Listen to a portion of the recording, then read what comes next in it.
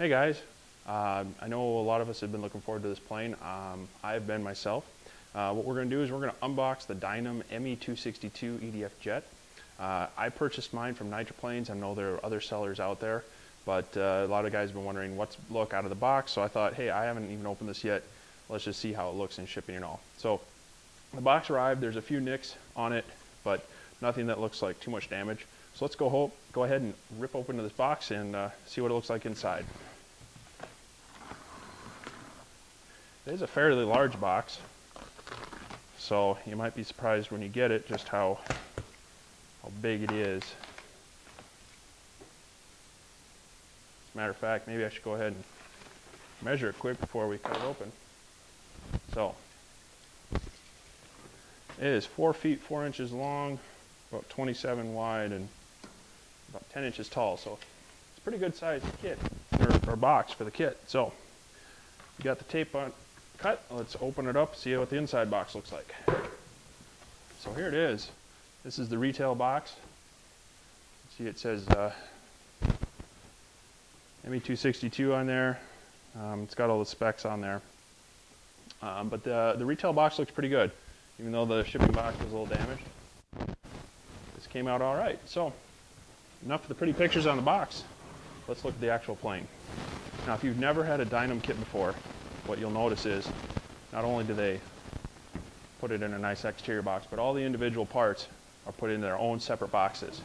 Except for a few minor things, we've got some decal sheets, some German crosses, squadron markings, and then a few more extra details and Dynam markings as well.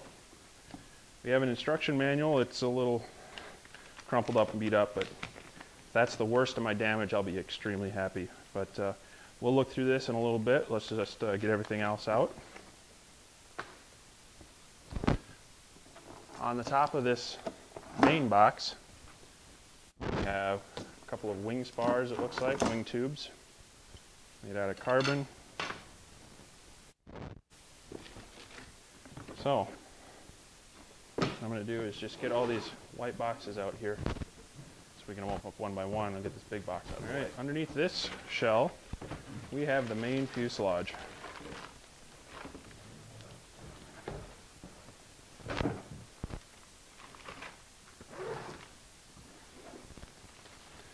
And it comes in a bag that is sealed on the end.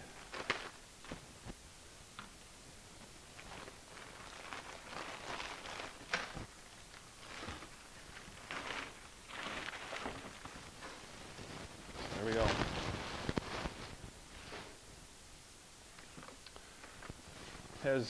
You'll see on the back it has the push rods for the tail feathers out, sticking out on the bottom here. You'll see the nose wheel retract is in place, and then you can see where the wing mounts on. There's a pilot here. He's very green and modern looking, a little more Korean or Vietnam War looking pilot, but I've seen worse. So the battery hatch is held on strictly by magnets, and then you can see the inside of the plane. We've got servos mounted, receiver tray, battery tray up here. Looks like the bags some of them are taped inside, which is good, helps them from moving around during shipping. It's nice to see them take a little extra care to make sure things don't bang around in the shipping process. Again, they're in bags that are sealed.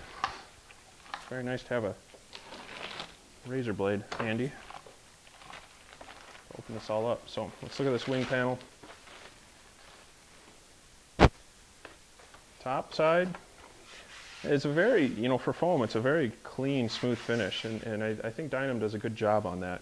So don't be too worried about the finish on this. The bottom does have some manufacturing marks and such. If you are really concerned about that, you could get the paint matched, sand them down, and then just lightly airbrush over it. We've got the retracts installed, and aileron servo is installed. Looks like there's a Wingtip Light, and that's what this. You'll see there's 2 leads coming out, and then one bare one.